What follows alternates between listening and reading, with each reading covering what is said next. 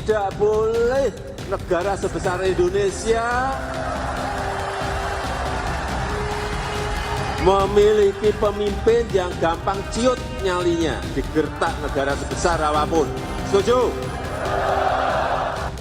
Oleh sebab itu, dalam 3 kepemimpinan ke depan itu sangat menentukan sekali. 2024, 2029, 2034 itu sangat menjadi krusial dan kunci negara ini bisa melompat maju atau tidak. Oleh sebab itu, kita semuanya harus berhati-hati memilih pemimpin di 3 periode.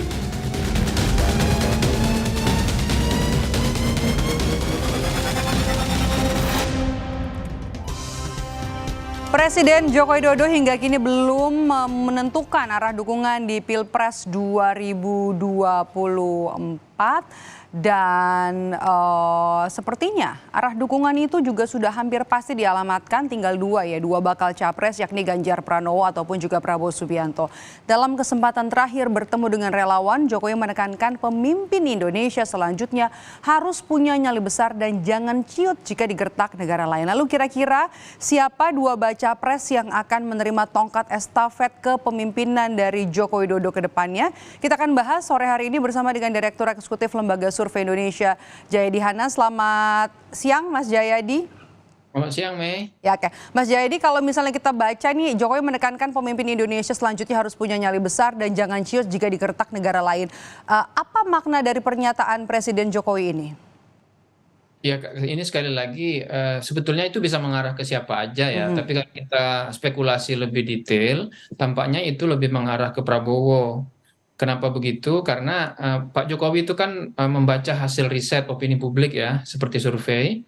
Nah, masyarakat kita itu kalau ditanya selalu ada 4 karakteristik pemimpin yang mereka inginkan.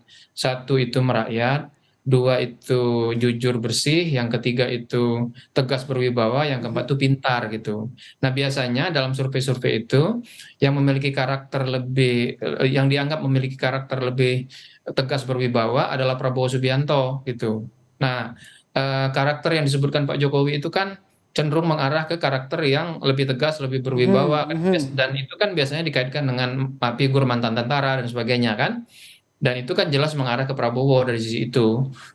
Kalau kita mau hubungkan dengan karakteristik pemimpin nasional yang diinginkan oleh masyarakat. Jadi arah pernyataan Pak Jokowi itu bisa diinterpretasikan sebagai mengarah ke Prabowo gitu. Nah, secara keseluruhan sebelum Pak Jokowi bertemu dengan para relawan itu kan sebelumnya Pak Jokowi kan ikut di rakernasnya PDIP kan.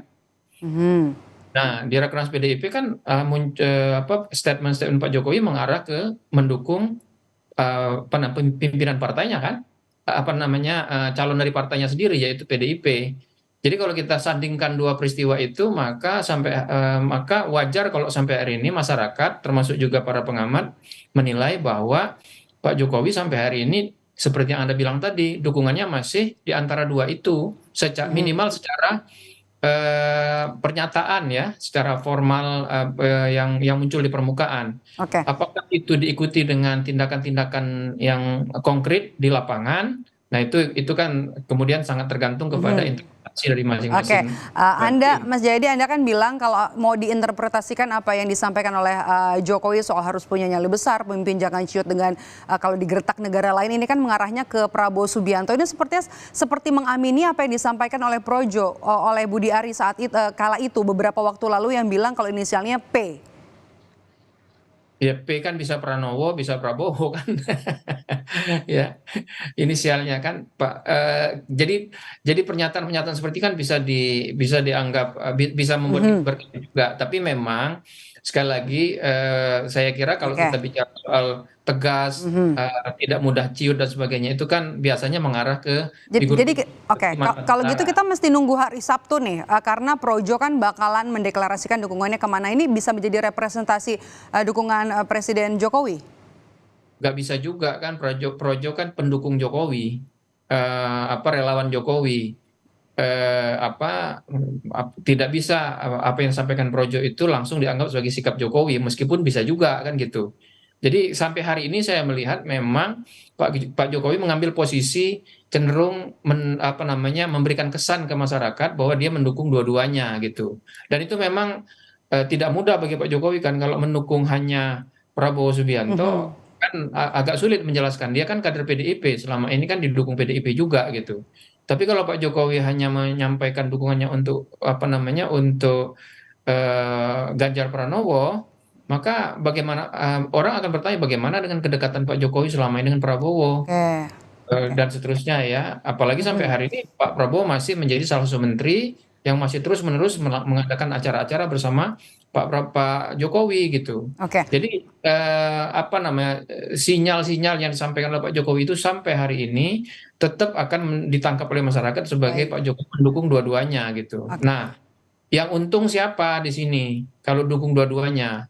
Kalau dukung dua-duanya, Pak Jokowi dukung dua-duanya ya. Lalu Hmm. relawan-relawan Pak Jokowi lebih banyak, makin banyak seperti Projo misalnya, yang mendukung Pak Prabowo, maka potensi suara Pak Jokowi yang pindah ke Prabowo, yang mengarah ke Pak Prabowo itu makin Lebih banyak. banyak. Oke. Dan itu akan mengurangi pendukung Pak Ganjar. Karena kan pendukung Pak Ganjar umumnya itu berasal dari para pendukung Pak Jokowi Jokowi. gitu. Oke, Mas Jayadi, kalau sampai nanti akhirnya detik-detik akhir secara lisan ataupun juga secara tulisan Jokowi nggak ngungkapin nih dukungan ke baca pres mana, untung ruginya apa? Kalau situasinya seperti sekarang, maka untung ruginya akan sangat tergantung kepada apa yang dilakukan oleh tim Prabowo maupun tim Ganjar. Mhm. Kalau tim Prabowo, jadi pertarungannya di tingkat tim. Pak Jokowi melepaskan saja, itu satu ya. Yang kedua yang akan mengambil keuntungan tergantung juga kepada apakah Pak Jokowi, walaupun secara terbuka dia memberi sinyal mendukung dua-duanya, tapi kalau secara diam-diam Pak Jokowi mendukung salah satu, maka yang salah satu itu akan mendapatkan keuntungan gitu. Misalnya diam-diam Pak Jokowi lebih banyak mengarahkan secara tindakan di lapangan itu lebih ke Prabowo misalnya, maka Prabowo yang akan lebih mendapatkan keuntungan atau sebaliknya ke Oke. Ganjar. Yang pasti Pak Prabowo maupun Pak Ganjar akan sulit untuk memenangkan putaran pertama, apalagi putaran kedua kalau Mhm. para pendukung Pak Jokowi yang bukan pemilih PDIP itu tidak mereka ambil gitu. Menarik dan patut untuk disimak nanti kemana arah dukungan Presiden Joko Widodo sampai akhirnya akan tetap tidak menentukan arah dukungan atau dua-dua mendukung kedua baca pres. Kita masih akan tunggu. Terima kasih Mas Jayadi Hanan sudah bergabung bersama kami di Rumah Pemilu sore hari ini. Sehat selalu.